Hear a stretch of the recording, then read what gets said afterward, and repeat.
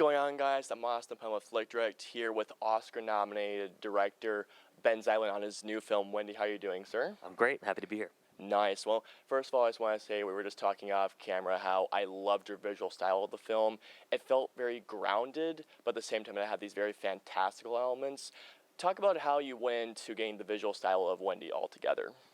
A big sort of principle going into the movie was to make everything real, sort of to take this story that's always been about escapism and sort of going somewhere larger than life, but then to actually do all the things that happen in the adventure. And so we never wanted to make a film that was sort of created in a computer. We wanted to really be on an active volcano. We wanted to really be on the ocean, really be on moving trains with these wild children. And so we sort of set out to really have the adventure that the characters in the film do. So you were actually in an active volcano the entire time? Yeah, on the island of Montserrat. You're a madman, to say the least. Oh my God! Because I saw that, I was like, that had to have been CG. But the fact they actually were there, no wonder it looked that good. Oh my God! So it has been about 8 years since Beasts of the Southern Wild. What took so long to make Wendy in the first place? It was really how long the film took. I didn't do anything else, for the last 7 years, and it was just an incredible sort of the process that we set out to accomplish was pretty unprecedented. We shot the film in places where a film should never be shot, where a film had never been shot before, and it was a long exploration finding these kids who were so young and able to perform at this level took years, and then developing their acting took time, and we had an incredible opportunity to really make a film in a way that probably no film has ever been made before, and we didn't set ourselves up saying, well, we've got to finish it at this time. The mission was to create this very special film, and we took the amount of time it needed. Right, like no rushing to deadlines or anything, like just taking all the time that you possibly have to make it as good as you possibly can. Yeah, and like letting the adventure guide the process. Right. Now, so there have been many, and I mean many, adaptations of the Peter Pan character in this, the storyline.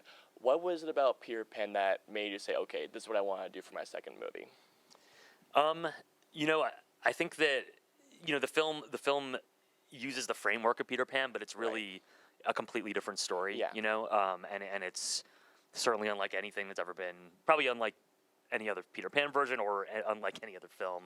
Mm-hmm. And it was really a way to sort of start with a framework of these themes about growing up, which is what I really wanted to make a film about, but not sort of like how to escape from growing up, but to look at sort of the ways that things that cause us to grow in bad ways, like tragedies and compromises and things that we sort of, as we grow up, we start to believe that we can only do certain things and that certain things are impossible. And so I wanted to make a film about how to kind of look towards growing up, but not be afraid of that and learn how to conquer those things. And so setting out to make an impossible movie was sort of my way of kind of attacking everything in the world that was telling me that I had to grow up and do things practically. So essentially you just want to pretty much say, okay, this is the impossible movie, no, I'm going to make this possible, essentially.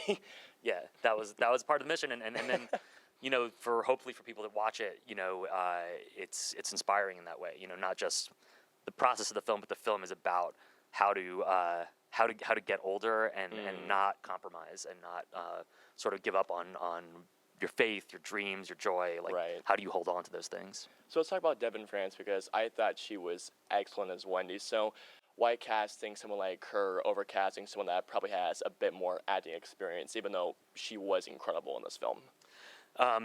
Well, no one in the film has any acting experience. Oh, no one? Except for some of them that were in my previous films, basically. Wow. So it's all 9 actors. And, I think that for me, the key thing in casting, we want to, the same way we try to find reality in every element, we wanted to find kids who really would, if Peter Pan showed up at their window, they would jump out that window. You know what I mean? And that generally isn't a kid who's got a sort of career and is on a path to try to be a Hollywood star. We wanted to find kids that were real, and we looked for people that had this sort of wildness and this imagination and this fire to them, that also had incredible acting talent, even though they'd never had access to an acting class or anything like that. And so, that was the principle that we worked based on, and part of why the film took a long time was, you find these incredible kids, and it's like you find them in the world. We saw Devin, and we knew that's Wendy. She isn't she doesn't look like we thought she would look. Yeah. She's not the person we thought she was, but we know that's her. And now we need to take the time to get her ready to play this part. And so that was throughout the cast. We met them when they were very young. Peter was 5. The Joshua, who plays Peter, was 5. Devin, who plays Wendy, was 7. And we had to sort of make the film at the exact right time when they were all ready and the right age to do this. So talk about the editing stage of the film now. There are so many beautiful shots. The cinematography in this film is outstanding.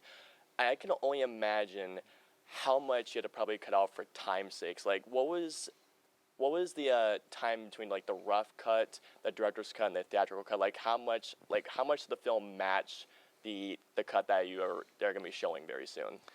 Well, the post was long. It was we shot the film in 2017, and we were cutting it, for about 2 years, but cutting it as well as writing the music, doing the ADR, still picking up shots, along the way. A lot of element photography went into this. And the funny thing is, the final film flows, and the shape of it is the film that we wrote, but the path there is always different. When you make a film with this many chaotic elements, you don't get exactly what you envisioned, and that's part of the joy of it, is you rediscover the film at every phase.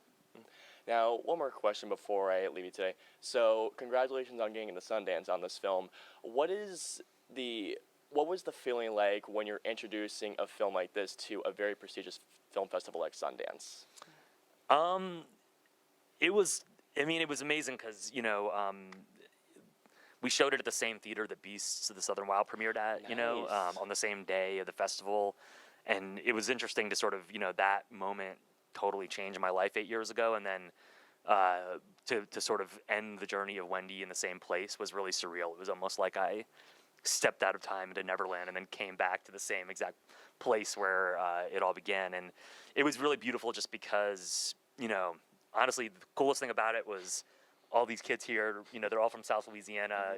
Joshua is from Antigua. Most of them had never seen snow before or mountains on that scale. So kind of bringing these kids together, letting them see what they'd done and be celebrated for their work and have them sort of like experience a part of the world they'd never seen before was really special. Can I imagine the look on their faces when they saw snow for the first time? Ben, thank you so much, and congratulations on the film. I hope it really does well, and seriously, you have an amazing visual style. I cannot wait to see what you do next. Thank you so much. All right, pleasure meeting you.